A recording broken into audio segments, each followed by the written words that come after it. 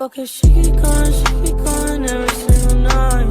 Day and night on my mind, pushing you to vibe. How's it going, everybody? This is Todd Drabo. Hope you're having another great day, and welcome back to another video. Alright, I am not much of a golf person. I'm usually more of a football person, which this month is finally back on, thank God. But lately, there's been a huge brewing rivalry that's been going on in the golf world that's just exploded into public view. Of course, we all know what it is by now. It is the rivalry of the PGA Tour versus the LIV Golf Tour. And the LIV Golf Tour, of course, had its first event just a couple months ago in London, and has held a couple events since, and is slowly taking players away from the PGA Tour, and it has led to a very messy situation between both professional golf leagues. So I want to talk a little bit about this brand new controversy that's going on with the LIV Golf Tour and the PGA Tour. Talk about how this whole rivalry formed, and I'm going to give you my thoughts on this situation overall, because I do have a feeling, just like mostly everyone else that has followed this situation by now, I feel like there's a real possibility that this can really divide and completely break apart the golf world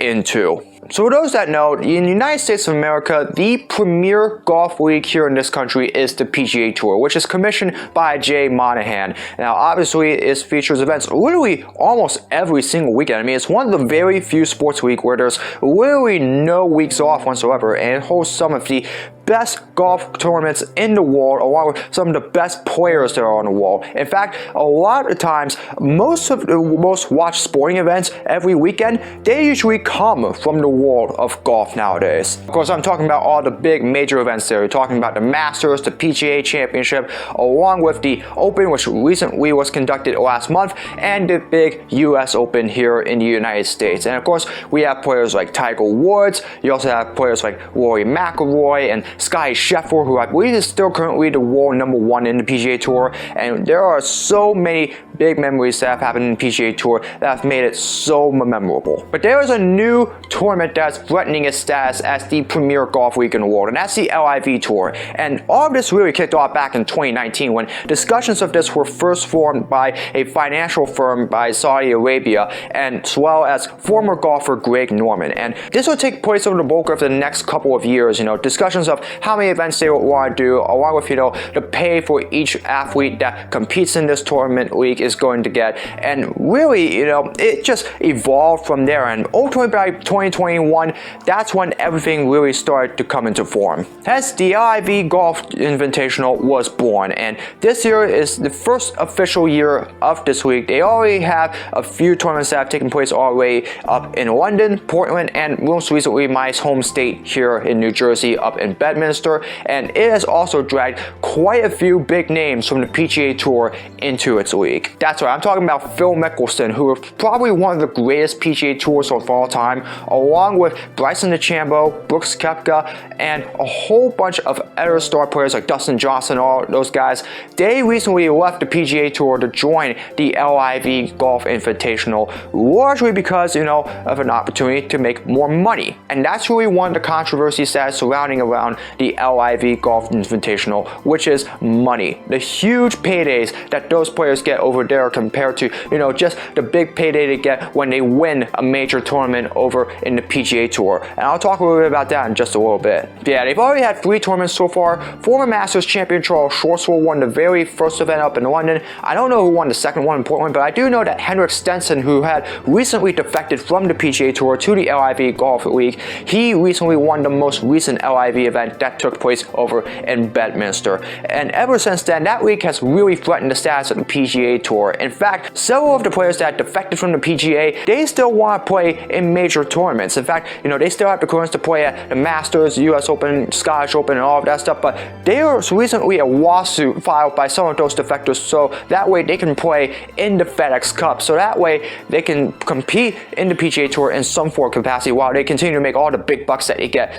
in the LIV Tour. That lawsuit was brought down by a federal judge, so if those players that defected to the LIV want to play in the PGA Tour, Tour again, they're going to have to compete for those spots, maybe even leave the LIV Tour just so that way they could come back there. But still, this is a huge controversy that's involved, that's really threatened the direction of the future of golf. And I'm going to explain to you 3 reasons why I believe this is particularly the case. The first reason, obviously, is money. Obviously, one of the big features in regards to the LIV Golf Invitational is the huge payday that all these players get. And obviously, that's the reason why a whole lot of these guys from the PGA Tour decided to defect over to the LIV Tour. They want to make a whole lot more money than they did in the PGA Tour. You all know how big it is? It's that literally every single player in a particular event in the LIV Golf Invitational, they literally get paid. Heck, literally the last place finisher in that event, they get almost like, what, $100,000 or something like that on their paycheck at the end of that tournament.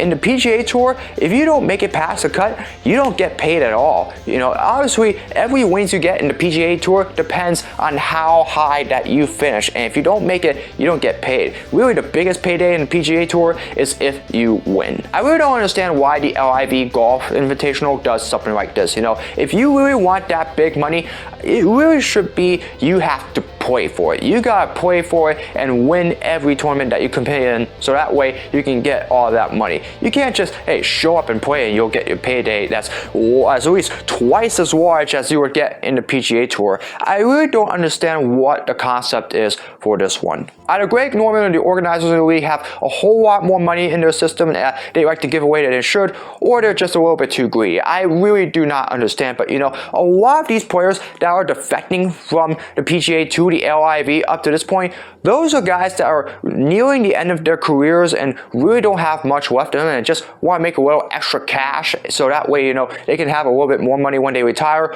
or those that have been struggling recently and just don't feel like they're going to be able to be at the level that they used to be at the PGA Tour anymore. You know, you haven't really seen a major star come from there to the LIV Tour just yet. Their focus is just on the money at this point. You know, if that's the reason, hey, I mean, the LIV Tour is probably for them, but the thing is that it really feels like they're just disregarding everything that they had done in the PGA Tour to make themselves the players that they used to be, so that way they can get all that money in the first place. They just want money at this point, and really, they just don't care where they finish, and I feel like that completely takes away from the game of golf. In order to win that big cash, you need to find a way to win those tournaments. Here, you're basically just getting a freebie or something like that. Now, the big question is if they start luring in bigger names, and from what I'm hearing, Cameron Smith, who just recently won one of the majors in the PGA Tour, there are rumors that he is getting ready to sign with the LIV Golf Invitational. Now, if that happens and it ends up coming true, then that's a huge domino that begins to fall, because then that can open the floodways for everybody else to start coming into the LIV Tour, and that could be a much bigger problem for the PGA Tour than they thought. And really, like I said, all that moolah that's the LIV is trying to give them, that might be the reason why that they're even being attracted to them in the first place. So yeah, I feel like it completely takes away from the game of golf. It makes the players feel like, hey, I can just play for money rather than just play for a trophy and something like that. Nah, you have to play so that way you can win games and also get that big payday. If you're just here for the money, then really golf is not for you. But unfortunately, the LIV has really made a sort of a shortcut that lets them just play for the sake of it and just get paid anyways in the first place. I don't feel like that is part of the golf world that really should be there. The next problem that I have with this is the LIV's relationship with the Saudis. Now, obviously, as we all know, Saudi Arabia is one of the most controversial countries in the entire world. They are the ones that are really backing this whole thing. They are the ones that really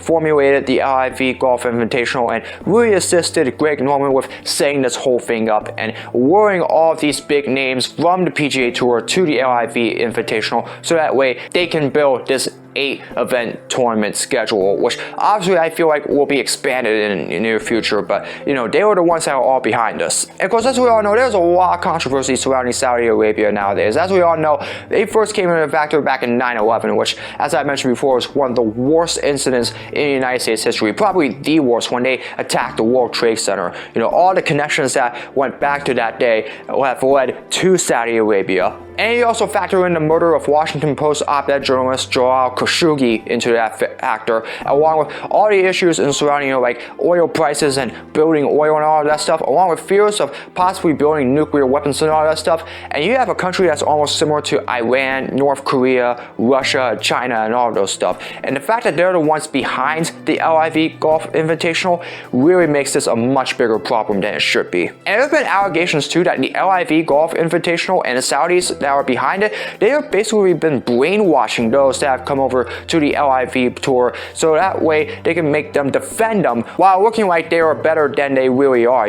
Obviously some of them have said that they've forgiven them and they've made their mistakes or something like that. No, look, let's put it in fact. Saudi Arabia was behind those horrific incidents that took place in the past, and no, they should not be forgiven for it. I do feel like that this is a major issue, and the only reason why Saudi Arabia is even backing the LIV Golf Invitational in the first place is so that way they make themselves look better than they should. I mean, look, it's a corrupt country obviously, but the thing is that like when one country tries to use this so that way they can make it look like that they're dedicated to sports, when they have all of these problems that have taken place in the years past, it really makes it feel like that like they're just trying to cover up a whole lot of other things that might be going on with their government and their country. And really, like in golf, it's probably one of the most popular sports in the entire world. You interfere with that, you're running yourself into a potential conflict of interest. And I feel like that's exactly what Saudi Arabia was doing in this situation. I don't know, man. It's just really a tricky situation there, and those that are thinking about defecting to the LIV Tour, I really hope that they understand exactly who Saudi Arabia really is, because they are not a nation that they say they are.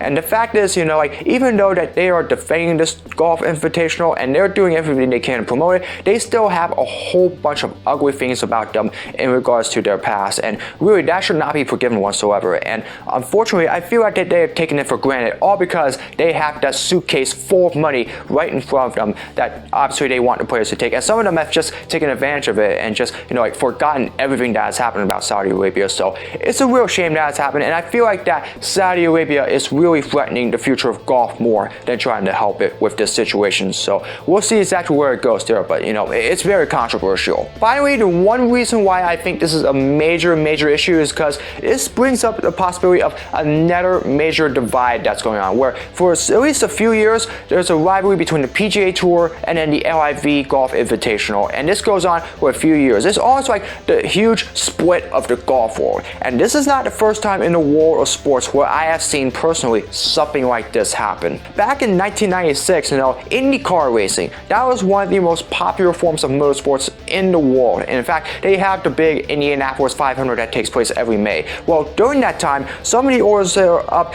in IndyCar, they were starting to get really bugged out, and they wanted to start forming their own racing league. And so during that time, around 94, 95, they ultimately defected from the Indy Racing League and ultimately formed their own league, which is CART, or obviously the CART World Series, and then everybody else that stayed behind would stick with the IndyCar Racing League. Obviously, CART would go in multiple places, they would go to mostly the road course races while going on with the oval, and then obviously the Indy Racing League, they would have just the ovals, which includes the big Indianapolis 500. So this would be this huge rivalry that would take place over the next few years that would really hamper the future of open wheel racing in America. And several big name teams had also flocked from the ILL over to the CART World Series. At one point, they even had a huge rivalry that took place back in 1996 in regards to holding the Indy 500 at the same time of a kart race over in Michigan. They were trying to battle each other out to see who had the bigger event that year. Obviously, both of them ended up being a mess in the first place, but hey, in the end, unfortunately, it ended very badly for CART. They ultimately soon ran out of funding. Several of the big name teams that were there flocked back to the Indy Racing League, and ultimately by 2003, 2004, CART was basically just no more. They had reformed themselves in the Champ Car Series, and unfortunately, it did not get any better financially from there, and ultimately, they had no other choice but to fold back into the Indy Racing League in 2008, where things have basically been the same ever since then. And so obviously, I have always seen exactly how a split in sports can play out. And if that's the case, that does not bode well for the PGA Tour whatsoever, because if if more and more of these players start defecting to the LIV, and also some of these big name events that takes place every single year in the PGA, they soon start being held by the LIV Golf Invitational, there's a real possibility that the PGA Tour is going to face the same exact fate as the Kart World Series did back in the late 90s and the early 2000s. And trust me, that is not a fate that they want to end up with whatsoever. The comparisons are really there, This is easily comparable to the IRL kart sport back in 1996. And if that's any indication, this is probably going to get a lot uglier between now and before the time that this is ultimately settled. So who knows which golf tour ends up getting the upper hand here within the next few years. I really don't know. So really, it's going to be interesting to see exactly what happens between now and then. But if that's any indication, I think the PGA Tour really needs to step up now and try to save their league and also keep whatever events and players that they still have there with them, because otherwise this could get out of hand really quick. So yeah, this has been a thing that's now been going on for at least the last year or so, and only just finally erupted within the last couple of months. And really, this is a situation that is not going to die down anytime soon. It has become very clear that both the PGA Tour and the LIV Golf Invitational is going to start having this huge rivalry now to see who can become the best golf league in the entire world. PGA for maybe just standing out with the best players and the best prizes in the world, or the LIV Golf Invitational where it's just basically all about the money and fame and all that stuff. It's really two different scenarios that we are seeing right now. This can really hamper the future of golf and really lead it to a situation where we saw what happened with open wheel racing in America back in the late 1990s. Who knows exactly where this goes from here? It's a really disturbing situation. We really do not know exactly what is going to happen from here, and all I know is that it is going to be very wild to see exactly what happens. All that controversy aside, the LIV Golf Invitational really should not even be a league in the first place. I really feel like that, it's basically just for the cheap sake of all the money and all that stuff. But you know what? As I said before, if they keep luring all these players from the PGA Tour over, it's going to lead to a much bigger problem in the future. So we will see exactly where this goes from here. I'm obviously hoping that the PGA Tour can still come out on top, but hey, in the end, this is a contracted rivalry that looks like it's not going to die down in the near future. And this is really basically the split of the golf world that we are seeing right now in front of our very eyes. Alright, to all the golf fans here, I'd like to ask you, what do you think of this situation, Do you feel like that this is going to be very similar to that kart IRL split? And more importantly, who do you think would be the next big player that will defect from the PGA and the LIV Golf Invitational? And which tour do you think will end up getting the better end at the end? Let me know down in the comments and I'll be more interested in hearing those opinions about it. Anyways, that's going to do it for another video. I hope you all enjoyed it. As always, if you'd like to see more of my content, be sure to subscribe and hit the notification bell so you know when my latest video is released. Comment below for future suggestions for all my videos, whether it's blogs, projects, or challenges, you name it. Leave it in the comments below and I'll do my best to make them. As always, follow me in my social media. All the links are in the description below. That's going to do it for another video. I hope you're having another great day. And as always, I hope to see all of you again in another video very soon. So long, everybody.